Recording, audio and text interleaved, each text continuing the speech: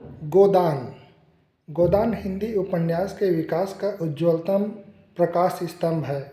गोदान के नायक और नायिका होरी और धन्या के परिवार के रूप में हम भारत की एक विशेष संस्कृति को सजीव और साकार पाते हैं। ऐसी संस्कृति जो अब समाप्त हो रही है या हो जाने को है, फिर भी जिसमें भारत की मिट्टी की सोंधी सुभाष भरी है। प्रेमचंद ने इसे अमर बना दिया है। तो आइए सुने गोदान। गोदान मुंशी प्रेमचंद की कहानी भाग 1। होरीराम ने दोनों बैलों को सानी पानी देकर अपनी स्त्री धन्या से कहा, गोबर को ऊख गोड़ने भेज देना, मैं ना जाने कब लौटूं। जरा मेरी लाठी दे दे। धन्या के दोनों हाथ गोबर से भरे थे। उपलें थाप कर आई थी। बोली, अरे कुछ रस पानी तो कर लो, ऐसी जल्दी क्या है। होरी ने अपनी झुर्रियों से भरे हुए माथे को सिकोड़ कर कहा, तुझे रस पानी की पड़ी है। मुझे यह चिंता है कि अबेर हो गई तो मालिक से भेंट ना होगी। स्नान पूजा करने लगेंगे तो घंटों बैठे बीत जाएगा। इसी से तो कहती हूँ कुछ जल पान कर लो, और आज न जाओगे तो कौन हराज होगा। अभी तो परसों गए थे। तू जो बात नहीं समझती उसमें टांग क्यों अड़ाती है भाई। मेरी लाठी दे दे और अपना काम देख। यह इसी मिलते जुलते रहने का प्रसाद है कि अब तक जान बची हुई है। नहीं कहीं पता न लगता कि किधर गए। गांव में इतने आदमी तो हैं, किस पर बेदखली नहीं आई, किस पर कुड़की नहीं आई। जब दूसरों के पांवों तले अपनी गर्दन दबी हुई है तो उन पांवों को सहलाने में ही कुशल है। धन्या इतनी व्यवहार कुशल न थी। उसका विचार था कि हमने जमींदार के खेत जोते हैं तो वह अपना लगान ही तो लेगा। उसकी खुशामद क्यों करें, उसके तलवे क्यों सहलाएं। यद्यपि अपने विवाहित जीवन के इन 20 वर्षों में उसे अच्छी तरह अनुभव हो गया था कि चाहे कितनी ही कतर बियोंत करो, कितना ही पेट तन काटो, चाहे एक एक कौड़ी को दांत से पकड़ो, मगर लगान का बेबाक होना मुश्किल है। फिर भी वह हार न मानती थी और इस विषय पर स्त्री पुरुष में आए दिन संग्राम छिड़ा रहता था। उसकी 6 संतानों में अब केवल 3 जिंदा है। एक लड़का गोबर कोई 16 साल का और 2 लड़कियां सोना और रूपा 12 और 8 साल की। 3 लड़के बचपन में ही मर गए। उसका मन आज भी कहता था अगर उनकी दवाई होती तो वे बच जाते, पर वह एक धेले की दवा भी न मंगवा सकी। उसकी उम्र ही क्या थी, अभी 36वां ही साल तो था, पर सारे बाल पक गए थे। चेहरे पर झुर्रियाँ पड़ गई थीं, सारी देह ढल गई थी। वह सुंदर गेहुआ रंग संवड़ा गया था और आंखों से भी कम सूझने लगा था। पेट की चिंता ही के कारण तो कभी तो जीवन का सुख न मिला। इस चिरस्थायी जीर्णावस्था ने उसके आत्मसम्मान को उदासीनता का रूप दे दिया था। जिस गृहस्थी में पेट की रोटियां भी न मिले उसके लिए इतनी खुशामद क्यों। इस परिस्थिति से उसका मन बराबर विद्रोह किया करता था और 2-4 घुड़कियां खा लेने पर ही उसे यथार्थ का ज्ञान होता था। उसने परास्त होकर होरी की लाठी, मिर्जई, जूते, पगड़ी और तंबाकू का बटुआ लाकर सामने पटक दिए। होरी ने उसकी ओर आंखें तरेर कर कहा, क्या ससुराल जाना है जो 5 पोशाक लाई है। ससुराल में भी तो कोई जवान साली सलहज नहीं बैठी है जिसे जाकर दिखाऊं। होरी के गहरे सांवले पिचके हुए चेहरे पर मुस्कुराहट की मृदुता झलक पड़ी। धनिया ने लजाते हुए कहा, ऐसे ही बड़े सजीले जवान हो कि साली सलहजे तुम्हें देख कर रिझ जाएंगी। होरी ने फटी हुई मिर्जई को बड़ी सावधानी से तह करके खाट पर रखते हुए कहा, तो क्या तू समझती है मैं बूढ़ा हो गया। अभी तो 40 भी नहीं हुए। मर्द 60 पर पाठे होते हैं। जाकर शीशे में मुंह देखो, तुम जैसे मर्द 60 पर पाठे नहीं होते। दूध घी अंजन लगाने तक को तो नहीं मिलता, पाठे होंगे। तुम्हारी दशा देख देख कर तो मैं और भी सुखी जाती हूँ कि भगवान यह बुढ़ापा कैसे कटेगा, किसके द्वार पर भीख मांगेंगे। होरी की वह क्षणिक मृदुता यथार्थ की इस आंच में झुलस गई। लड़की संभलता हुआ बोला, 60 तक पहुँचने की नौबत ना आने पाएगी धनिया, इससे पहले ही चल देंगे। धनिया ने तिरस्कार किया, अच्छा रहने दो, मत अशुभ मुंह से निकालो। तुमसे कोई अच्छी बात भी कहे तो लगते हो कोसने। होरी कंधों पर लाठी रखकर घर से निकला तो धनिया द्वार पर खड़ी उसे देर तक देखती रही। उसके इन निराशा भरे शब्दों ने धनिया के चोट खाए हुए हृदय में आतंकमय कंपन सा डाल दिया था। वह जैसे अपने नारीत्व के संपूर्ण तप और व्रत से अपने पति को अभय दान दे रही थी। उसके अंतःकरण से जैसे आशीर्वादों का व्यूह सा निकलकर होरी को अपने अंदर छिपाए लेता था। विपन्नता के इस अथाह सागर में सुहाग ही वह तृण था जिसे पकड़े हुए वह सागर को पार कर रही थी। इन असंगत शब्दों ने यथार्थ के निकट होने पर भी मानो झटका देकर उसके हाथ से वह तिनके का सहारा छीन लेना चाहा, बल्कि यथार्थ के निकट होने के कारण ही उसमें इतनी वेदना शक्ति आ गई थी। काना कहने से काने को जो दुख होता है वह क्या दो आंखों वाले आदमी को हो सकता है। होरी कदम बढ़ाए चला जाता था। पगडंडी के दोनों ओर उख के पौधों की लहराती हुई हरियाली देखकर उसने मन में कहा, भगवान कहीं गौ से बरखा कर दे और डाड़ी भी सुभीते से रहे तो एक गाय जरूर लेगा। देसी गायें तो न दूध दें न उनके बछड़े ही किसी काम के हों।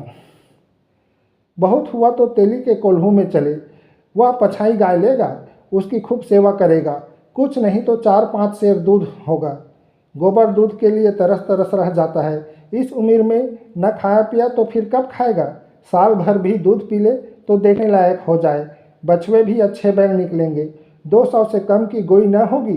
फिर गऊ से ही तो द्वार की शोभा है। सवेरे सवेरे गऊ के दर्शन हो जाए तो क्या कहना। न जाने यह साध कब पूरी होगी, कब वह शुभ दिन आएगा। हर एक गृहस्थी की भांति होरी के मन में भी गौ की लालसा चिरकाल से संचित चली आती थी। यही उसके जीवन का सबसे बड़ा स्वप्न, सबसे बड़ी साध थी। बैंक के सूद से चयन करने या जमीन खरीदने या महल बनवाने की विशाल आकांक्षाएं उनके नन्हे से हृदय में कैसे समाती। जेठ का सूर्य आमों के झुरमुट से निकलकर आकाश पर छाई हुई लालिमा को अपने रजत प्रताप से तेज प्रदान करता हुआ ऊपर चढ़ रहा था और हवा में गर्मी आने लगी थी। दोनों ओर खेतों में काम करने वाले किसान उसे देखकर राम राम करते और सम्मान भाव से चिलम पीने का निमंत्रण देते थे। पर होरी को इतना अवकाश कहाँ था। उसके अंदर बैठी हुई सम्मान लालसा ऐसा आदर पाकर उसके सूखे मुख पर गर्व की झलक पैदा कर रही थी। मालिकों से मिलते जुलते रहने का ही तो यही प्रसाद है। सब उसका आदर करते हैं, नहीं उसे कौन पूछता। 5 बीघे के किसान की बिसात ही क्या। यह कम आदर नहीं है कि 3-3, 4-4 हल वाले महतो भी उसके सामने सिर झुकाते हैं। अब वह खेतों के बीच की पगडंडी छोड़कर एक खलेटी में आ गया था, जहां बरसात में पानी भर जाने के कारण तरी रहती थी और जेठ में कुछ हरियाली नजर आती थी। आसपास के गांवों की गौएं यहाँ चरने आया करती थीं। उस उमस में भी यहाँ की हवा में कुछ ताजगी और ठंडक थी। होरी ने 2-3 सांसें जोर से लीं। उसके जी में जी आया, कुछ देर यहीं बैठ जाए, दिन भर तो लूलापट में मरना ही है। कई किसान इस गड्ढे का पट्टा लिखाने को तैयार थे, अच्छी रकम देते थे, पर ईश्वर भला करे राय साहब का कि उन्होंने साफ कह दिया यह जमीन जानवरों की चराई के लिए छोड़ दी गई है और किसी दाम पर भी ना उठाई जाएगी। कोई स्वार्थी जमींदार होता तो कहता गाय जाए भाड़ में, हमें रुपए मिलते हैं क्यों छोड़े। पर राय साहब अभी तक पुरानी मर्यादा निभाते आते हैं। जो मालिक प्रजा को न पाले वह भी कोई आदमी है। सहसा उसने देखा भोला अपनी गाय लिए इसी तरफ चला आ रहा है। भोला इसी गांव से मिले हुए पूर्वे का ग्वाला था और दूध मक्खन का व्यवसाय करता था। अच्छा दाम मिल जाने पर कभी कभी किसानों के हाथ गायें भी बेच देता था। होरी का मन उन गायों को देखकर ललचा गया। अगर भोला वह आगे वाली गाय उसे दे तो क्या कहना, रुपए आगे पीछे देता रहेगा। वह जानता था घर में रुपए नहीं हैं, अभी तक लगान नहीं चुकाया जा सका। विशेषर शाह का देना भी बाकी है, जिस पर रुपए आने का सूद चढ़ रहा है। लेकिन दरिद्रता में जो एक प्रकार की अदूरदर्शिता होती है, वह निर्लज्जता जो तकाजे, गाली और मार से भी भयभीत नहीं होती, उसने उसे प्रोत्साहित किया। बरसों से जो साध मन को आंदोलित कर रही थी, उसने उसे विचलित कर दिया। भोला के समीप जाकर बोला, राम राम भोला भाई, कहो क्या रंग ढंग है, सुना आपकी मेले से नई गाय लाए हो। भोला ने रुखाई से जवाब दिया।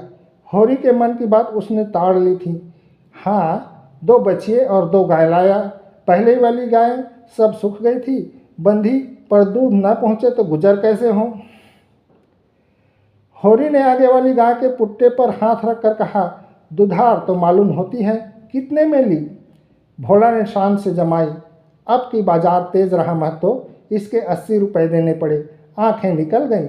30-30 रुपये तो दोनों कलोरों के दिए। 30 पर ग्राहक रुपये का 8 शेर दूध मांगता है।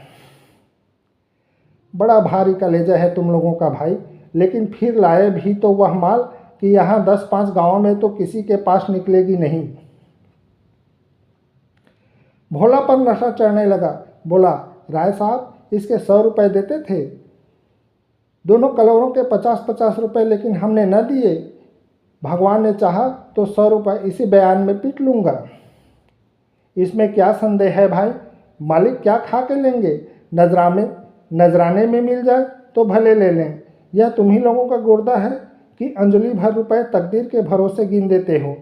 यही जी चाहता है कि इसके दर्शन करता रहूं। धन्य है तुम्हारा जीवन कि गौओं की इतनी सेवा करते हो।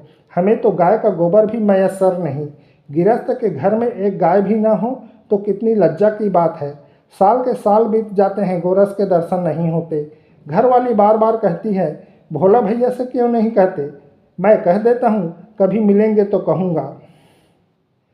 तुम्हारे स्वभाव से बड़ी प्रसन्न रहती है। कहती है, ऐसा मर्द ही नहीं देखा कि जब बातें करेंगे नीची आंखें करके कभी सिर नहीं उठाते।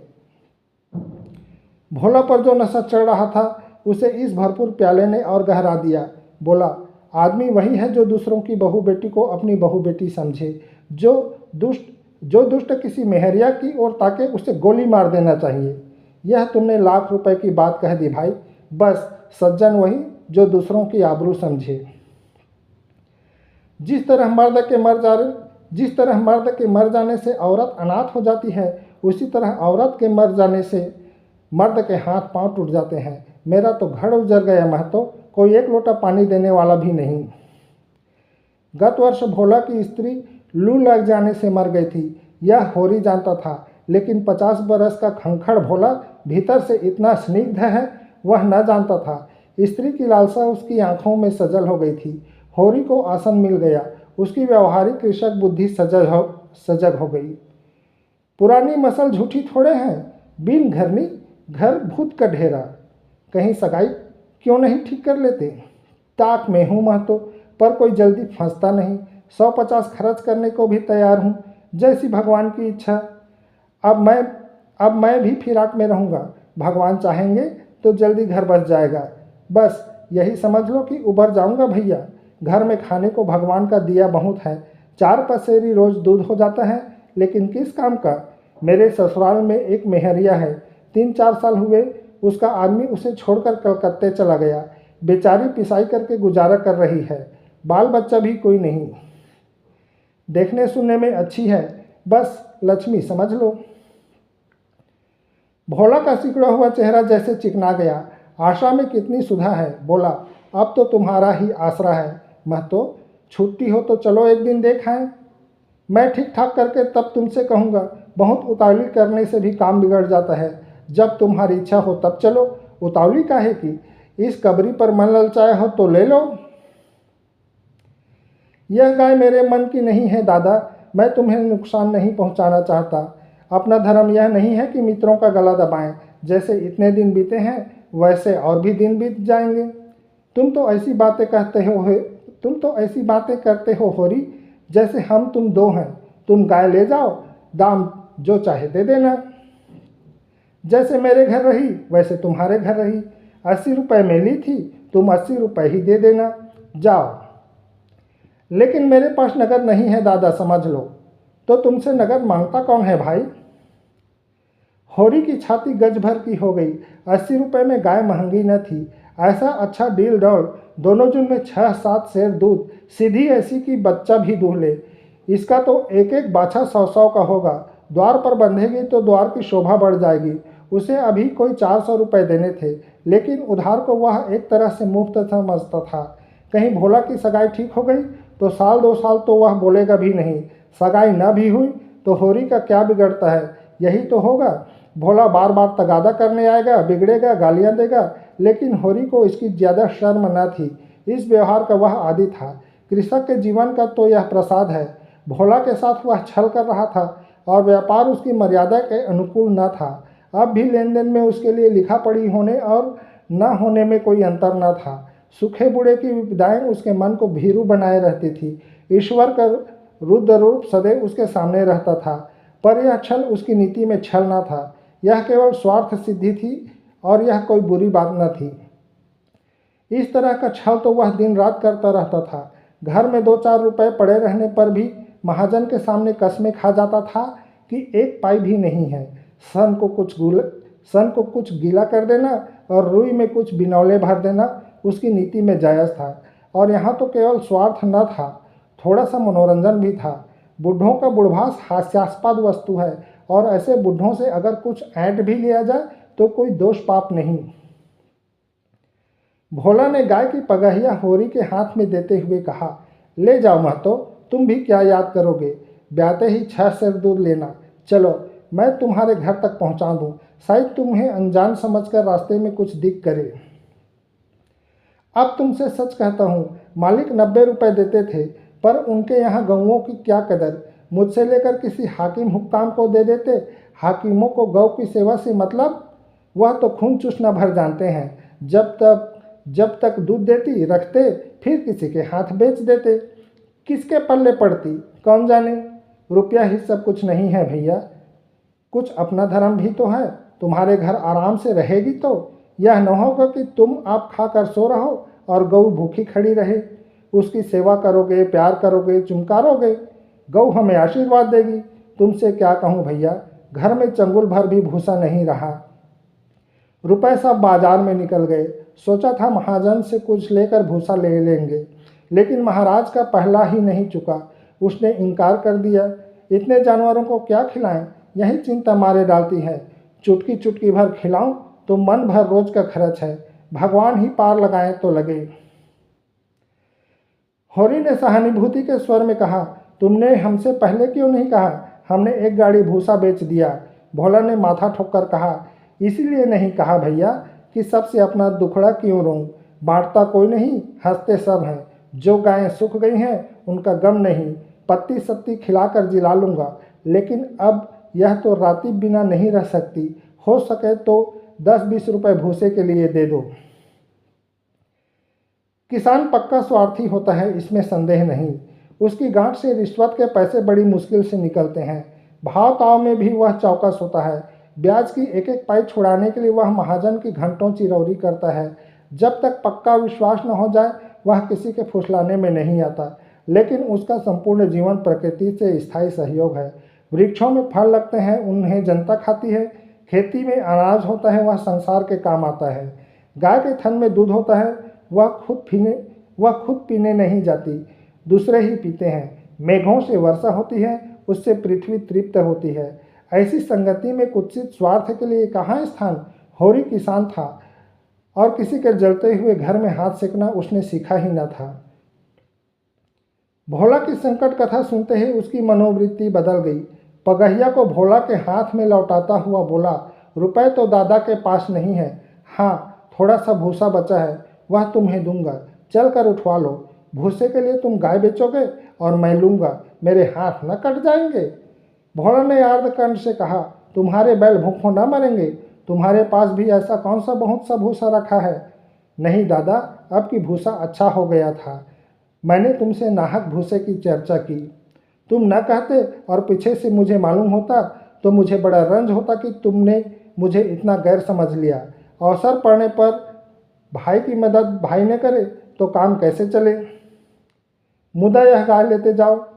अभी नहीं दादा, फिर ले लूँगा। तो भूसे के दाम दूध में कटवा लेना।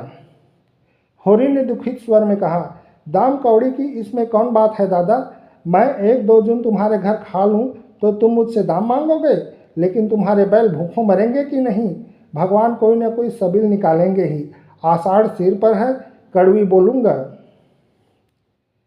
मगर यह गाय तुम्हारी हो गई, जिस दिन इच्छा हो आकर ले जाना। किसी भाई का लीलाम पर चढ़ा हुआ बैल लेने में जो पाप है वह इस समय तुम्हारी गाय लेने में है। होरी में बाल की खाल निकालने की शक्ति होती तो वह खुशी से गाय लेकर घर की राह लेता। भोला जब नगद रुपए नहीं मांगता तो स्पष्ट था कि वह भूसे के लिए गाय नहीं बेच रहा है, बल्कि इसका कुछ और आशय है। लेकिन जैसे पत्तों के खड़कने पर घोड़ा अकारण ही ठिठक जाता है और मारने पर भी आगे कदम नहीं उठाता, वही दशा होरी की थी। संकट की चीज लेना पाप है, यह बात जन्म जन्मांतरों से उसकी आत्मा का अंश बन गई थी। भोला ने गदगद कंठ से कहा, तो किसी को भेज दूं भूसे के लिए? होरी ने जवाब दिया, अभी मैं राय साहब की ड्योढ़ी पर जा रहा हूँ, वहाँ से घड़ी भर में लौटूंगा, तभी किसी को भेजना। भोला की आंखों में आंसू भर आए। बोला, तुमने आज मुझे उबार लिया होरी भाई। मुझे अब मालूम हुआ कि मैं संसार में अकेला नहीं हूँ, मेरा भी कोई हितू है। एक क्षण के बाद उसने कहा, उस बात को भूल न जाना। होरी आगे बढ़ा तो उसका चित्त प्रसन्न था। मन में एक विचित्र स्फूर्ति हो रही थी। क्या हुआ, 10-5 मन भूसा चला जाएगा? बेचारे को संकट में पड़ रही अपनी गाय तो न बेचनी पड़ेगी। जब मेरे पास चारा हो जाएगा तब गाय खोल लाऊंगा। भगवान करे मुझे कोई मेहरिया मिल जाए, फिर तो कोई बात ही नहीं। उसने पीछे फिर कर देखा। कबरी गाय पूंछ से मक्खियाँ उड़ाती, सिर हिलाती, मस्तानी मंद गति से झूमती चली जाती थी, जैसे बांदियों के बीच में कोई रानी हो। कैसा शुभ होगा वह दिन जब यह कामधेनु उसके द्वार पर बंधेगी। समाप्त।